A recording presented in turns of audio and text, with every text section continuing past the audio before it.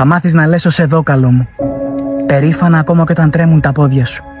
Ως εδώ σε οτιδήποτε κάνει την ψυχή σου να μικραίνει, σε ανθρώπους που θέλουν να σου πάρουν μακριά ό,τι όμορφο έκτισες με τόσο κόπο. Η καλοσύνη δεν είναι ούτε το να υπηρετούμε ανθρώπους που μας κρατάνε στις σκιές, ούτε το να χαμηλώνουμε το κεφάλι μας σε κακές προθέσεις. Η καλοσύνη είναι βαθιά ευγένεια που μαθαίνει να βάζει ήσυχα όρια στους άλλους.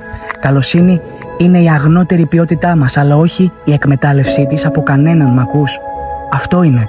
Να ξέρεις ποιος είσαι, μα να μην το φροντοφωνάζεις, να προσφέρεις με την καρδιά σου, μα να μην θεωρείται δεδομένο ποτέ. Και ό,τι όμορφο έφτιαξες πια, να το μοιράζεσαι μόνο εκεί που σε κοιτούν στα μάτια καθαρά. Χωρίς ζήλια και χωρίς μικρότητες. Δεν είμαστε όλοι για όλους, καλό μου. Και καλύτερα έτσι. Πώς αλλιώς θα βρούμε τους ανθρώπους μας για να μοιραστούμε τη ζωή μας, αν δεν μάθουμε να λέμε κάποια στιγμή, ως εδώ. Να προσέχεις.